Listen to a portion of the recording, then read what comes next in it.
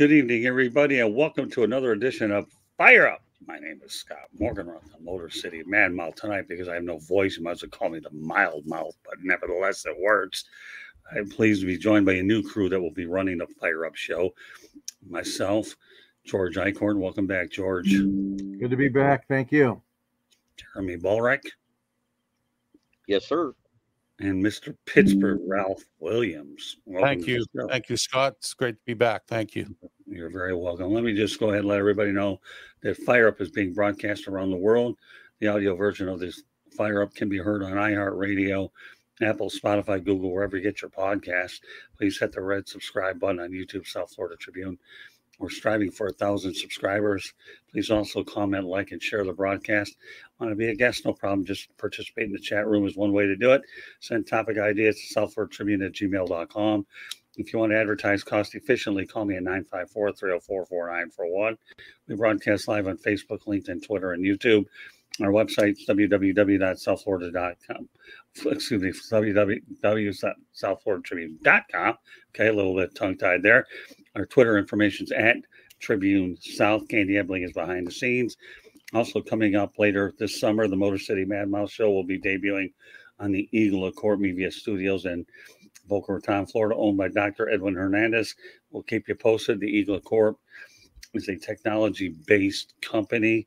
And also, I am writing a book, and that's Adjusting the New Media, and I'm working diligently to hopefully get it out in the next month or so. With that said, okay, we're going to let Jeremy Bulreck take over the show. Jeremy, go, have at it. All right, our first topic tonight. Mike Tomlin admitted to reporters he's getting a little thin as far as a head coach is with his time in the league. And it could be a couple of things, but I'm going to defer to Ralph right here and get his opinion on Mike Tomlin. Well, you know what, Jeremy and George and Scott, Mike Tomlin has been a coach for a long time. He's been around since 2007. He has one of the longest tenures in the NFL as a head coach, other than Bill Belichick, probably. So what I'm saying is it's time for Mike Tomlin to step away. Bill Cowher stepped away, went into broadcasting. Tomlin will probably do the same thing. He has friends in high places, tonydungy and all that. So, if he goes away, that's fine. The Steelers will come up with a new coach. They need to get. I think they need a new flavor of a coach, and it's time for a change. I think. I know Mike Tomlin has done well in the eyes of most people, but in the eyes of some people in Pittsburgh, he hasn't won enough Super Bowls or championships to justify that. And of course, Bill Cowher lost a lot of AFC championship games as well. But Tomlin, his record speaks for itself. I mean, I can't complain about that. But right now, he doesn't have an assistant coaching staff that I feel is capable of, leading his team to a championship. And some of the guys he has are guys that are, second-tier assistant coaches and not top-notch like he's had before.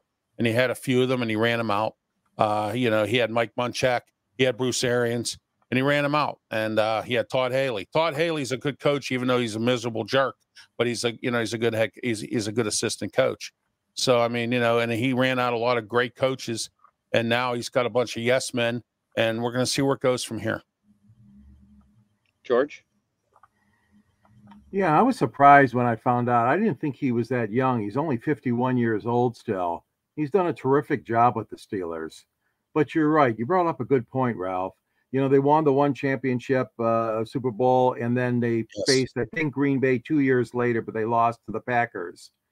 And other than that, it's losing a wild card game, losing in the first round, losing, the divisional round, whatever. Loss after loss. You're right. He has not produced. He's produced a winning product, but not a winning playoff product. Exactly. And I certainly can understand the Steeler fans being a little bit concerned. We had a guy in Detroit, Jimcaldwell, who they were never happy with his performance, even though he was a couple games above 500, 2 or 3 games above 500. He had a much shorter leash. Tomlin has gotten a lot longer leash, obviously. Okay, with the Roonies, of course he has. All this is saying you're close to the situation, Ralph. I respect your opinion, and I know that Mike's a great guy. But you're right. I think it is time for the Steelers to move on. Yes, it is. And it's getting to that point right now. We have certain players that keep fooling around on social media that he doesn't control. He's got, the AB situation, Antonio Brown, the Juju Smith-Schuster situation. And then, finally they had to get rid of Chase Claypool because and admitted they were wrong for drafting him when they did. But it was nice because the trade we got with Chicago, we ended up with Joey Porter Jr. like a first-round pick. And, so that came out to be okay. I like the new front office with Omar Khan and Andy Weidel from the Philly Eagles. Andy is from this area. He grew up in Pittsburgh, and he's happy to be back. Steelers paid him a lot of money to bring him here. He was an assistant GM and recruiting coordinator and whatnot with Philly. And, I talked to some people and friends of mine in Philly close to the situation, and they said, we got a gem in Andy Weidel. All right, Scott, what do you think about the situation? Well, you always hate to see a guy like Mike Tomlin go. He's a sign of stability. He's really never had a losing season, and he makes a lot out of nothing. So you hate to see him go, but it's inevitable. A change could be in order. Yeah, exactly, Scott. I agree with you on that too. I think we all agree that change is in order. Jeremy, I'm sorry, I didn't mean to interrupt you if you were trying to talk. Yeah, we got to kind of keep it rolling because we got topics to get through. Yeah, but sure. My opinion is Mike Tomlin's been one of the best coaches in the regular season for you guys. A lot like Caldwell, Gary Moeller, and now the way Dan Campbell is turning around Detroit. You're seeing that type of thing with Mike Tomlin his entire time there, and that's where it eludes me on why some of the fans want him gone, because it's not always greener on the other side. That's all I got to say, because you could end up with like a Matt Patricia era. Okay, and let's get into, and there is Smoking Dad coming in saying, hello, gentlemen. Hello, Good to see you, Dad. Oh, Smoking Dad, there you go. Yep, that's my dad there, and probably where I learned how to smoke. But anyways, I'll say, Jared, just let everybody know that Jeremy's a jack of all trades. Okay, all I'm doing tonight is posting the comments, and you get to read them. How's that sound? No problem. Second topic, I wanted to ask you, Raph, personally, what news do you hear coming out of camp? What's good? What's bad? Has there been injury concerns? Any of that? At this moment, no injuries today. They have what they call the gassers. They make them run all over the place for, a day or whatever. And, it's like an obstacle course. Now, I know today Kenny Pickett started off his first play with a long pass downfield to George Pickens. So I do know that. Patrick Peterson came up with a couple plays. We're going into camp here with a lot of battles. We have battles on the offensive line. We have battles at the cornerback position in the defense. We have battles all over and across every position this year. The front office has brought in some great free agents, and I think the Steelers had a wonderful draft this year. And they brought in some guys that can compete, and they wanted to get meaner, they wanted to get faster, and they wanted to get better at both lines of scrimmage, and they did that with both the draft and the free agency. Now let's see if it can be coached to win. So there we are. So what do you think about what you just heard there, George? Well, the one thing that stands out, Jeremy, I think, and Ralph and Scott, competition. That's not all bad, is it? No, you got competition for the positions that you've described, and any training camp, if it's worth its weight in gold, it's always fun to watch and observe the competition going on for starting positions, for backup positions, for kickers, whatever it is. Sometimes even for quarterback, but not very often. Or backup quarterbacks a lot. But yeah, Ralph, I mean, I think your observation was good, because competition is good, and the Steelers have done some work on the offseason. Detroit did a lot of work on the offseason, improving their defense. And now you got a situation where, hey, let's just we on the outside say, let's have fun. But I know it's all work for those guys. And it's a terrific opportunity for some kid, especially some of the unknowns, the unheralds, to work their way into the starting rotation, or at least in a backup position. So that's what I'm hearing. That sounds good. I mean, if you're a Steelers fan. Right.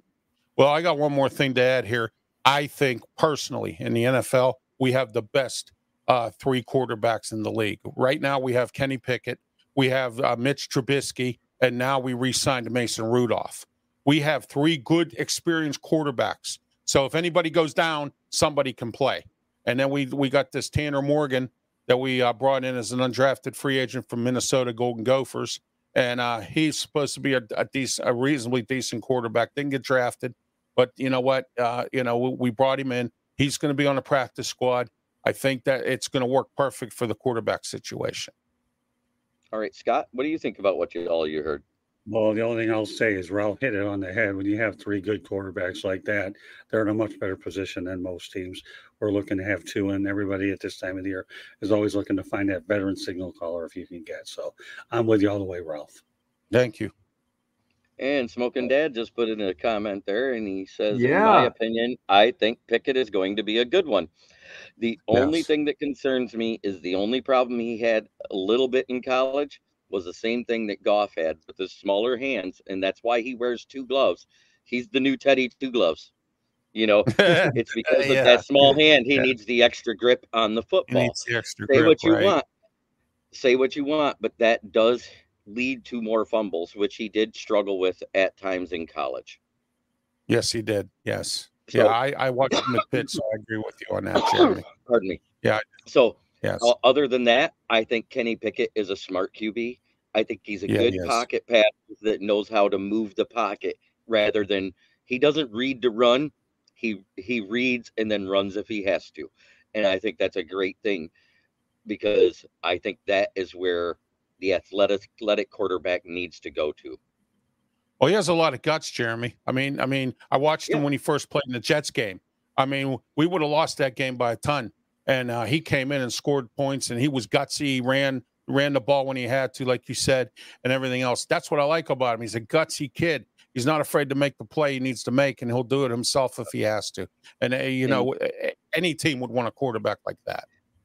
Tanner Morgan is kind of the same level of athleticism as Kenny Pickett is versus Mitch Trubisky and Mason Rudolph. I agree with you on that. Mason Rudolph is tough. Mitch Trubisky's tough, as you know, because he played for Chicago forever, and you have to be tough to play for that team with their O-line. But let's go on to the next one. Well, go ahead, Jeremy.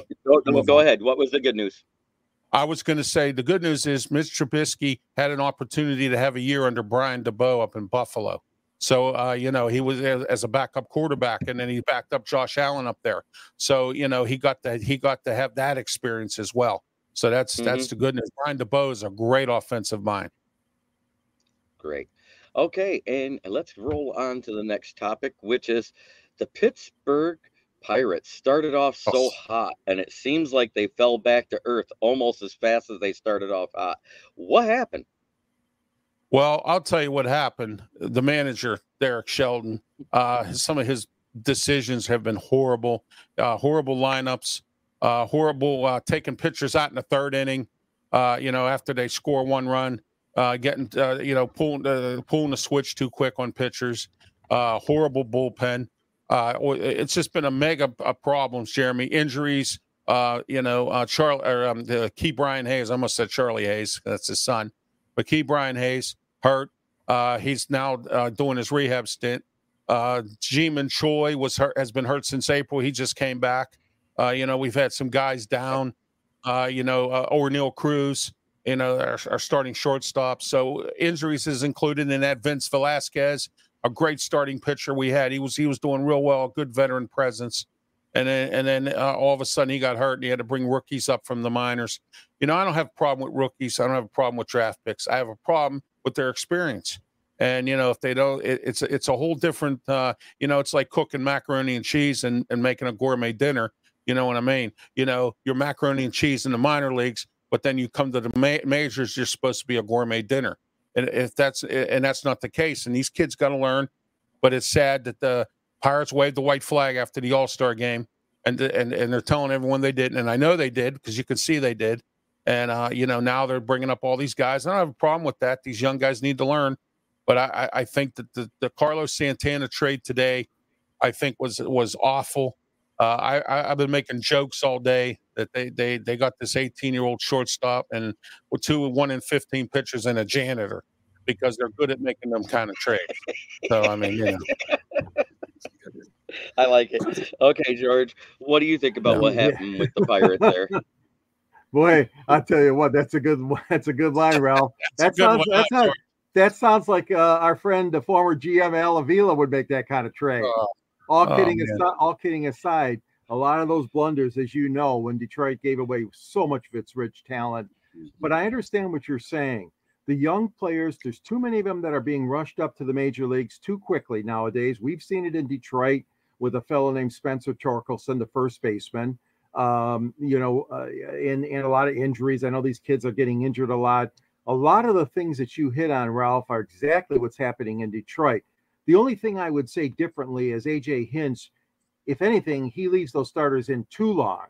Example today, Manning, 7 runs, really? I mean, we knew the second game of the doubleheader, they lost both, by the way, to our listeners. The Tigers took a dive today. They lost all 3 games to the Angels at home. All I'm saying is that, a lot of the things that you mentioned are the same kind of things that are happening here in Detroit.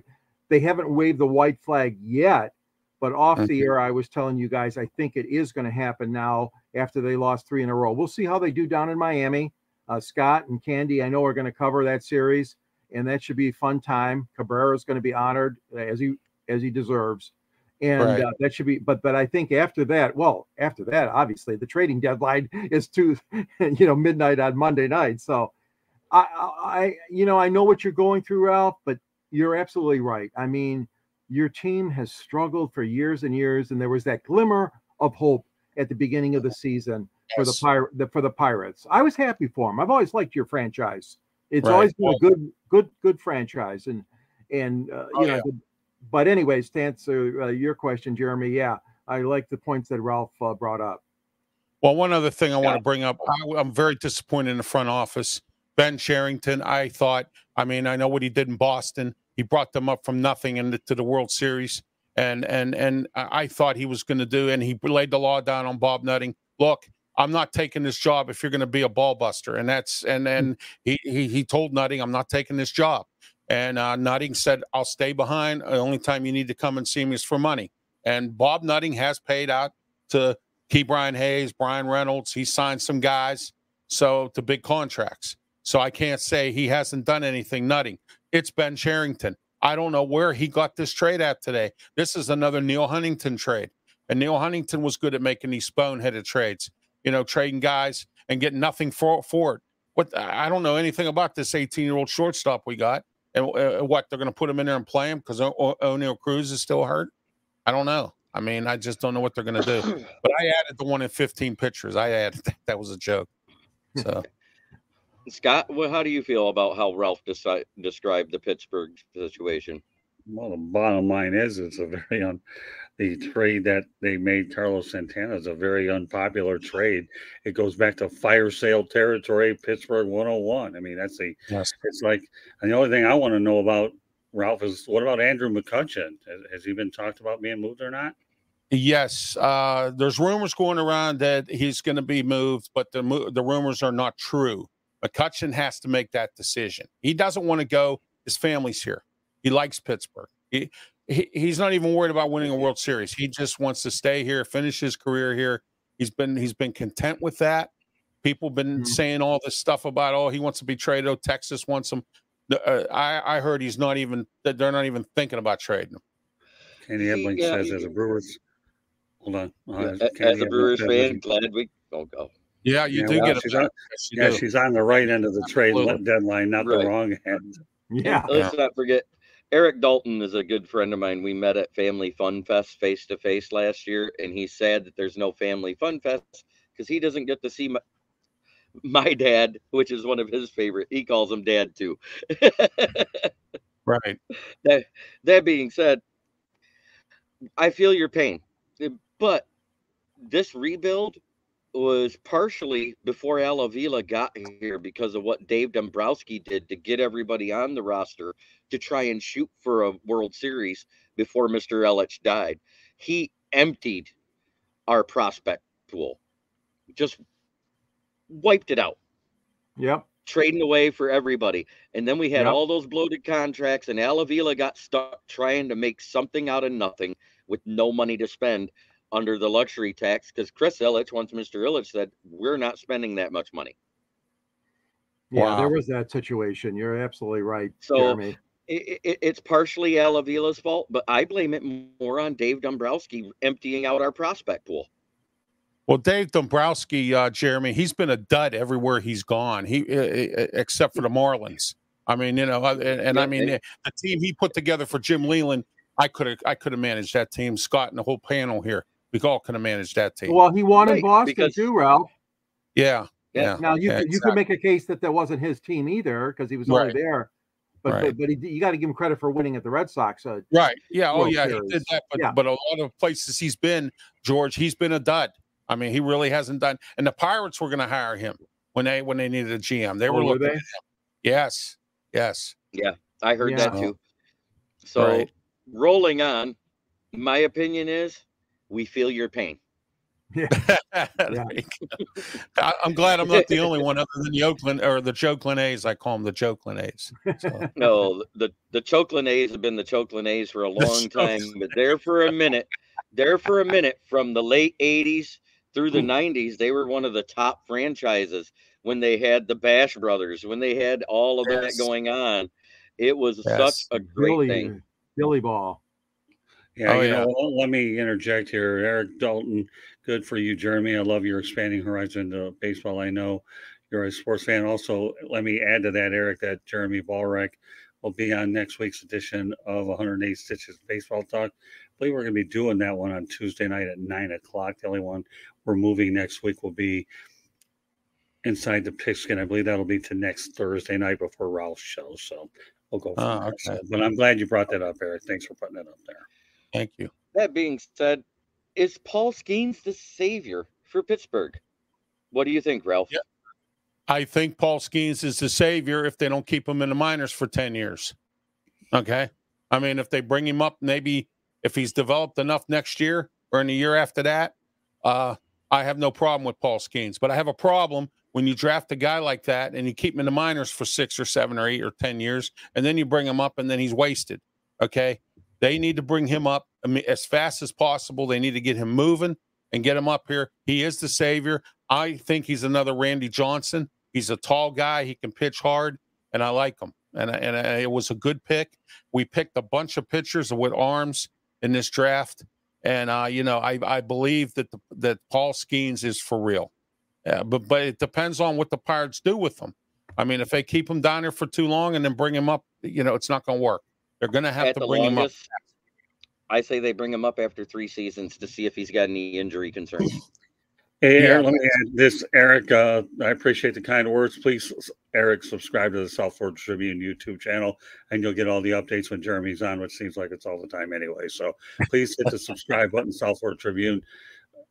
Eric can go from there. Well, you can laugh. Jeremy's done a heck of a job. I know he does. No, I'm just laughing because it's great to know, you know, Jeremy's a good guy on here. Well, I know. All I got to say is I've been on the South Florida Tribune channel this summer more than I've been on my channel. Well, there you go. Well, you know what? I don't want to sound like I'm cocky with what little voice I have, but I recruit losers anyway, so I'll leave it at that. I know that. Hey, I'll take that. You get it. But I'm not. Okay, George. On. What do you think about one pitcher is not going to save your franchise, Ralph? Number one, and number two, no, they're not going to keep him in the minors all those years that you said. Come on now, Ralph. You know that. No, I know that, George. But I mean, I'm just saying. Don't exaggerate. They're not going to keep him there that long.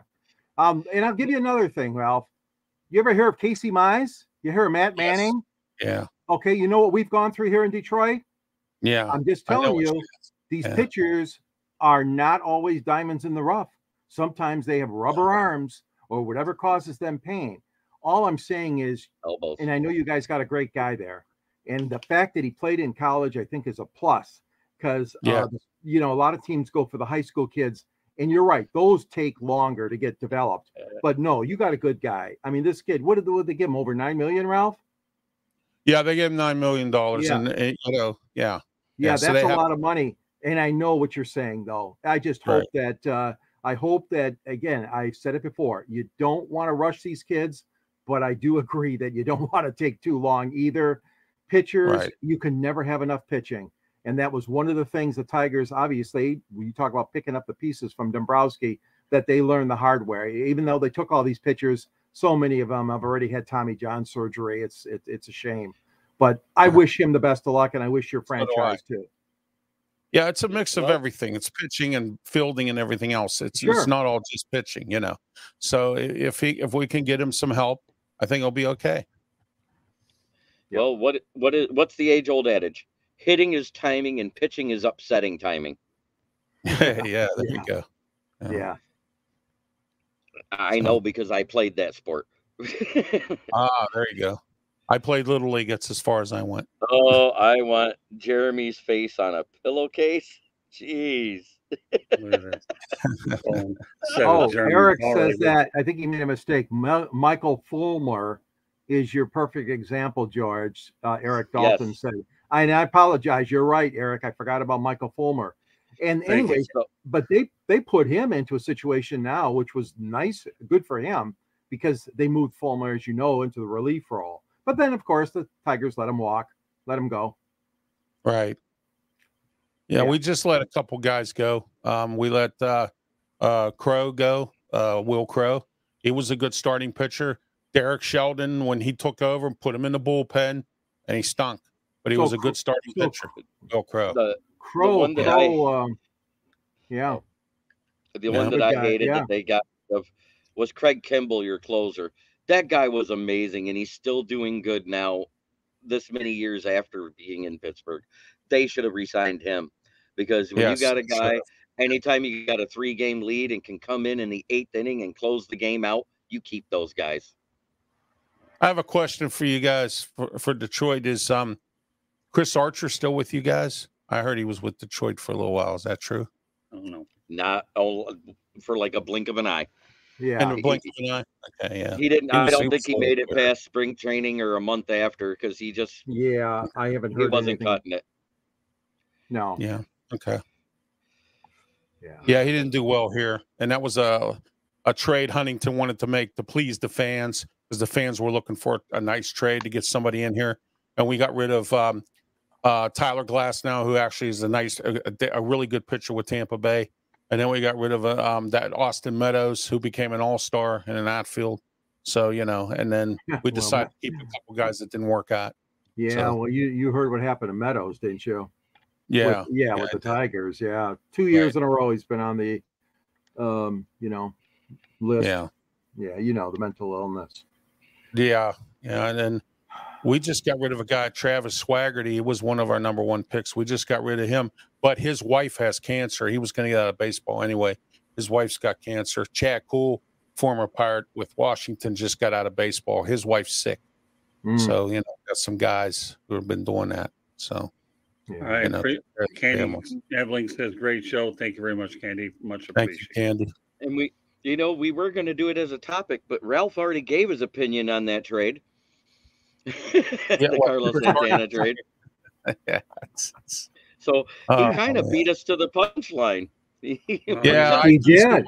Sometimes he's on top of his Pittsburgh stuff. Hey, listen, we're breaking him in easy. It doesn't get this easy, Ralph, every week. You only get a parting shot on your Pittsburgh stuff. But tonight, because yours truly is hoarse, doesn't have much of a voice, although Jeremy's doing a dynamite job. Yes, I didn't want to come up with topics, and Jeremy wanted to bring you in easy with your Pittsburgh stuff. So you got 5 parting shots in one show, although we'll still let you have one more next week. Thank you. That being said, I want to say thank you to Ralph for coming in and being a part of the Fire Up Show, because going forward, it isn't going to be easy. We're going to have much hardball topics instead of these softball ones for you.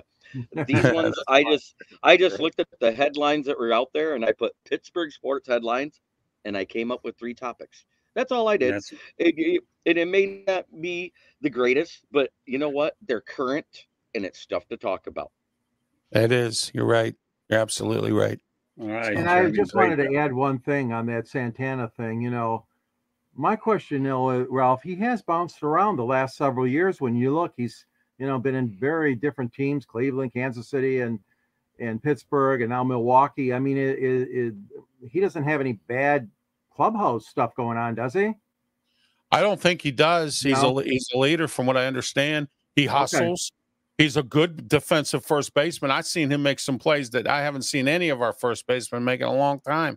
So, I mean, his bat was a little, he was only batting 236. So, I mean, but still he had 11 homers.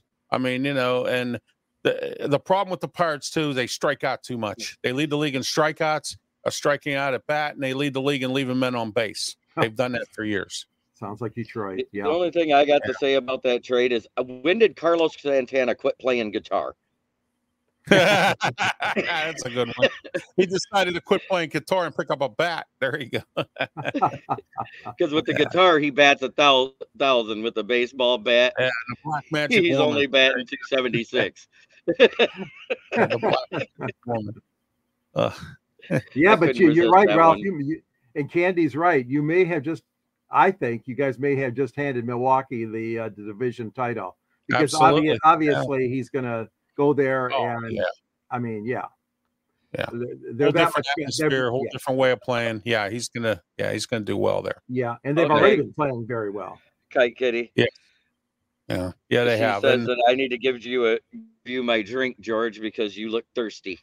I still have some left. There you go. He's still got his water. Yeah. Oh, absolutely. There you go. But thank you very much. I want to thank everybody for being so active in the chat. We got Kite Kitty, we got Exciter, Eric Dalton, Smoking Dad, and a slew of others that's popped in and out. Lions 1960, I believe, was in there too. Don't forget, guys, go over to the South Florida Tribune channel, subscribe, and have a great night. This has been Fire Up. That's Scott Morganroth. Tell everybody where they can find you, Scott. All right, Jeremy, I got news for you. This guy did an unbelievable job being the lead man today. So as if he needed more responsibilities, be careful what you ask for. Ball rank, I feel very comfortable. Not that I ever did, but tonight was a great act with you. So, all right, Jeremy, you got the wheels turning, but I better get some sleep because of what you did tonight. Good stuff. All right. Well, with that said, although sleep to me is a luxury anyways, let me go over some information. We'll let everybody know how they get a hold of themselves. And just a moment, Fire Up is being broadcast around the world. The audio version of the show can be heard, that show being Fire Up, on iHeartRadio, Apple, Spotify, Google, wherever you get your podcast. Voice come back just a little bit. Please hit the red subscribe button on YouTube, South Florida Tribune. We're striving for 1,000 subscribers. Please comment, like, and share the broadcast. Want to be a guest? Boy, the chat room was active. Maybe we have a guest or two in there. Wow. I don't know. But we'll let Jeremy make the call there. Send topic ideas to southfloridatribune@gmail.com. If you want to advertise cost efficiently, call me 954-304-4941. We broadcast live on Facebook, LinkedIn, Twitter, YouTube, website, www.southfloridatribune.com. Got it right this time. Twitter @Tribune South. Candy Ebling wasn't only behind the scenes, but she was in the chat. Good stuff, Candy, as always. Coming up later this summer, the Motor City Mad Mouse Show will be debuting on Eagle Corp Media Studios in Boca Raton, Florida, owned by Dr. Edwin Hernandez. We'll keep you posted. He'll be my co-host. The Eagle Corp is a technology-based company and will be backing my book, Adjusting to New Media. So there you have it. All right, Jeremy, let everybody know how they get a hold of you. Well, as you can see, you can actually find me right here on the South Florida Tribune channel any night that Scott needs me on YouTube. You can also find me on my YouTube channel, which is Kneecap Biting with the Detroit Lions, where I cover the NFL on Wednesdays and the all Lions news from training camp on Fridays, including whatever clickbait sports puts out there, because I like the news stuff rather than the rumors.